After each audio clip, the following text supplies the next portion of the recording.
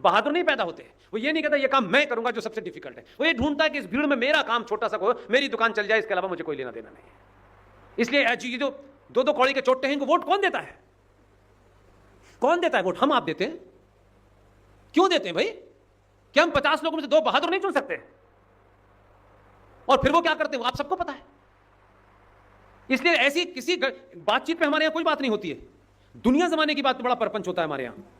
इसलिए अंबेडकर मेरा हीरो है, मेरा हीरो था, और जब तक मेरे शरीर में जान है, अंबेडकर ने भारतीय सनातनी सभ्यता के लिए जो काम किया है वो कोई दूसरा माई का लाल नहीं कर सकता। अंबेडकर के नाम से, अंबेडकर की जाति से किसे तकलीफ है, नहीं तकलीफ है, आई एम नॉट इंटरेस्टेड। मैं जानते हैं कि मैं कहां से आया हूं, इसलिए मुझे तो जातियों का ही नहीं पता था। मैं कौन हूं, पुष्पेंद्र खान लोग मुझे कहते हैं, तो हम भी यही जानते थे। इतना बोध भी नहीं था कि हम कुछ और हैं, हमारा कोई लेना, उतना बोध ही नहीं था। और आज बोध हुआ है तो इस बात का नहीं हुआ है कि कहते कि हमारी जाति है। हाँ, उस जगह का एक एलिमेंट है कि उस कारण से मैं किसी माई के लाल से डरता नहीं हूं। इसलिए कितना भी कड़वा सच हो, जो सच है उसी को बोलता हूं। किसी को सच बुरा लगे, मेरी बात ना सुने। मैंने उससे नहीं कहा कि मैं तुम्हें चाय पिलाने के लिए बुला रहा हूं, मैंने कभी नहीं कहा। और जब समाज चाटुकारों का हीरो मान लेता है तो बहादुर किताबों में धीरे धीरे धीरे धीरे समाप्त हो जाते हैं, और फिर समाज में भीड़ लग जाती है कि बड़ा चाटुकार कैसे बना जा सकता है, पैर छू करके, चवन चुम्बन करके सत्ता में टिकट कैसे लाई जाए, ये पद कैसे मिल जाए, इस पद का दुरुपयोग करके अपने घर को, अपनी जाति को कैसे बड़ा किया जाए। तब फिर दलाल ही पैदा होते हैं। इसलिए अंबेडकर ने, आज की डेट में कह रहा हूं, बड़े बड़े ज्ञानी बड़ी बड़ी बातें दे रहे हैं, मैं बताना नहीं चाहता, सार्वजनिक मंचों से बोल दूंगा तो लोगों के पेट में दर्द होता है। आप जैसी ऑडियंस दोबारा नहीं मिलेगी मुझे। अंबेडकर ने जो सच बोला है ना, अंबेडकर बोल के नहीं गए, उस जमाने रिकॉर्डिंग का चक्कर था कि नहीं था। अंबेडकर ने अपने हाथ से जो किताब लिखी है, वो किताब भी हम नहीं पढ़ना चाहते, हम ढूंढ रहे, क्योंकि हमको ढूंढनी नहीं है। मैंने महामक्कारों को देखा है, अच्छा उन्होंने किताब लिखी है, मैंने कहा दिन भर गाली देते थे, तब तुम्हें ध्यान नहीं आया कि गाली देने से एक पूछ भी ले कि इस आदमी ने कोई किताब लिखी है? नहीं, उसका चर्चा नहीं करनी। हम बौने देखने लगेंगे, हमारे स्वार्थ, जो अंदर जहर हमारे भरा हुआ है, वो कैसे चलेगा दुकान बेचने के लिए।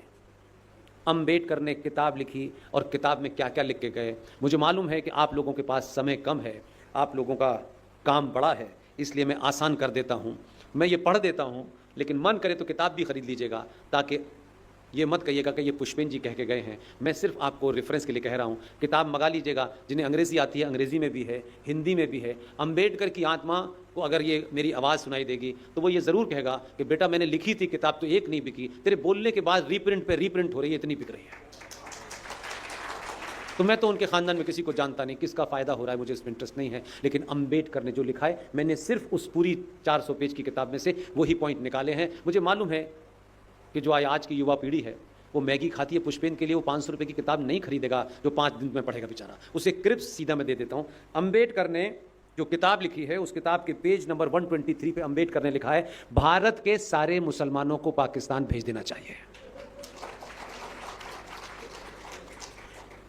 पेज नंबर 125 पर अंबेडकर ने लिखा है, मुसलमान भारत में रहेंगे तो यहां कभी भी सांप्रदायिक शांति नहीं हो सकती। पेज नंबर 297 पर भीमराव अंबेडकर, बाबा साहब अंबेडकर, संविधान के बनाने वाले, उन्होंने अपनी किताब के पेज नंबर 297 पे लिखा है, मुसलमान भारत के खिलाफ जिहाद छेड़ सकते हैं। वो फिर आगे लिखते हैं पेज नंबर 303 पर, मुसलमान कभी भी हिंदुओं की सरकार स्वीकार नहीं करेंगे। ये अंबेडकर के शब्द हैं, किसी हिंदू संगठन के नहीं हैं। फिर 294 पेज नंबर पर अंबेडकर लिखते हैं, मुसलमान शरिया के कानून को देश के कानून से ऊपर मानते हैं। है कि नहीं? आज भी है। अंबेडकर बहुत पहले लिख के चले गए हैं। फिर अंबेडकर का रिसर्च देखिए कि अंबेडकर ने ये बात लिखी है, बुर्के की वजह से अंबेडकर को आप सिर्फ संविधान निर्माता के तौर पे बढ़ा करके दुकान मत बंद करिए। अंबेडकर ने आगे आने वाली नस्लों को, जिसके बारे में वो जानते नहीं थे, उसके बारे में इतनी बेबाक तरीके से लिखे गए हैं। उन्होंने कहा कि बुर्के की वजह से मुसलमानों में यौन विकृति पैदा हो जाती है। ये मुसलमान वो लिख रहे हैं। फिर लिखते हैं, मुसलमान समाज सुधार के प्रबल विरोधी होते हैं, पेज नंबर 233 234। और फिर क्या कहते हैं, पेज नंबर 332 पर, मुसलमान देशभक्त नहीं होते। ये B.R. अंबेडकर की किताब है। किताब का नाम है पाकिस्तान और पार्टीशन ऑफ इंडिया। ये वो किताब में से निकाल के लाऊं। इसलिए अंबेडकर ने दो बड़े काम किए हैं, दो बड़े काम किए। इसमें उनका पूरा पूरा हाथ है। उनके योगदान को अपने स्वार्थों के हिसाब से छोटा बड़ा मत करना। हम सबको जाना है, चले जाएंगे। अगली पीढ़ी को अपनी जातिगत कुंठाएं, जातिगत पार्टी की कुंठाओं से नेक्स्ट पीढ़ी को बर्बाद मत कीजिएगा। ये अंबेडकर जैसे महान आदमी को जिन लोगों ने बौना बनाया है, वो खुद आज बौने बन के घूम रहे हैं। दो काम अंबेडकर के ऐसे हैं कि किसी मंच से बिना लाग लपेट के बोलता हूं मैं, और ये ऐसे काम हैं कि आज की परिस्थिति में कोई सोच ही नहीं सकता कि ये अंबेडकर कर सकते हैं, क्योंकि हमने अंबेडकर को एक फ्रेम में बनाया है। कुछ लोगों का स्वार्थ है अंबेडकर यही दिखे, कुछ लोगों का स्वार्थ है कि अंबेडकर हमें अच्छे नहीं लगते, तो उनके कार्यों को, किसकी शक्ल ऐसी है, किसकी सोच ऐसी है, किसके कपड़े क्या हैं, इसका इंटरेस्ट, उसने क्या किया है, यही महत्वपूर्ण होगा। अंबेडकर जैसे आदमी ने संविधान जब कंप्लीट हो गया, जब पूरा बन गया, लंबी बहसों के बाद बन गया, तो संविधान सभा के जो अध्यक्ष थे उस समय के राष्ट्रपति डॉक्टर राजेंद्र प्रसाद थे, और संविधान सभा की जो ड्राफ्टिंग कमेटी थी उसके चेयरमैन अंबेडकर थे। जब ये सब कुछ बन गया तो आप सोचो कि ये अंबेडकर जैसे आदमी की बात आज में मानो तो कोई कहेंगे, मतलब कुछ लोग तो अपनी जाति इतनी ऊंची मानते हैं कि वो मान ही नहीं सकते कि अंबेडकर ऐसी बात कह सकते हैं। इसलिए मैंने शुरू में कहा कि अंबेडकर माँ के पेट से कौन पैदा हुई, माँ को होती है, उनका कर्म मेरे लिए इंपॉर्टेंट है। वो क्या करके गए हैं, मुझे उसमें से ज्यादा उनका नानी क्या थी, दादी क्या थी, क्या गोत्र था, मुझे कोई लेना देना नहीं है।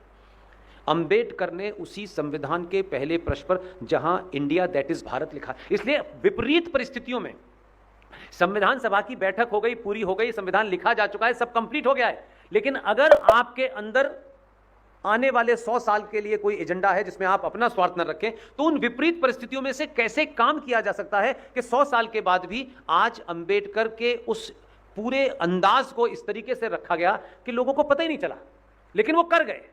ये अंबेडकर ने नहीं सोचा था कि ऐसा कैसे होगा, कौन आएगा कौन नहीं आएगा। तो अंबेडकर ने संविधान के पहले पृष्ठ पर जहां लिखा हुआ है इंडिया दैट इज भारत,